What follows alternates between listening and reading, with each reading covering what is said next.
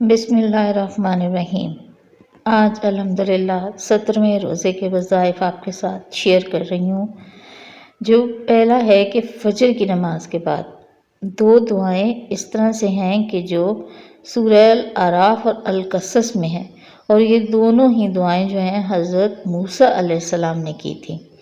اسی طرح ایک دعا جو حدیث کی کتاب میں ہے، ابو داؤد اور نسائی دونوں میں موجود ہے، وہ 3 مرتبہ پڑھنی ہے۔ یہ آپ کے سامنے دعا شیئر کرتی ہے۔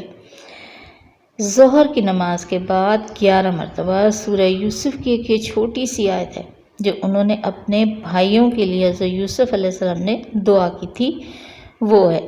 اسی طرح ایک چھوٹی سی دعا کہ اے اللہ تعالیٰ میں تیری پناہ چاہتی ہوں ہر شر سے، ہر قسم کی شر سے، 11 مرتبہ پڑھنی ہے۔ عصر کی نماز کے بعد 3 مرتبہ۔ اب یہاں پر سورہ نوح میں ہے کہ ایک آیت ہے جو حضرت نوح علیہ السلام کی دعا ہے جو انہوں نے اپنے لیے اور اپنے والدین اور مومن مردوں مومن عورتوں کے لیے کی تھی، اور ظالموں کی بربادی کا اللہ تعالیٰ سے سوال کیا تھا۔ اسی طرح عصر کی نماز کے بعد 3 مرتبہ یہ کنز الاعمال کی ایک خوبصورت سی دعا ہے جو شام کے اذکار میں بھی ہم پڑھتے ہیں، تو وہ یہ دعا 3 مرتبہ پڑھنی ہے۔ اب چلتے ہیں مغرب کی نماز کے بعد، تو وہاں پر آ رہا ہے سورہ ابراہیم میں حضرت ابراہیم علیہ السلام کی جو دعا ہے جو انہوں نے اپنے لیے اور والدین اور اہل ایمان کے لیے کی تھی، مغرب کی نماز کے بعد 27 مرتبہ پڑھنی ہے۔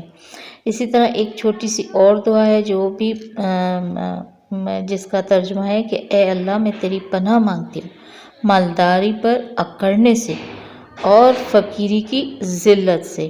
یہ دعا بھی شام کے اذکار میں پڑھی جاتی ہے۔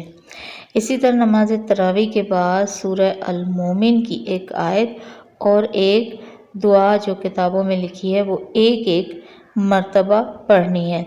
اور یہ جو نماز تراویح کی دوسری دعا ہے یہ ویسے بھی پڑھنے کی ہے کہ اللہ تعالیٰ جو ہے اچانک موت سے اور باقی جو بھی بری موت کے اسباب ہیں اللہ تعالیٰ ان تمام اسباب سے بچا لے۔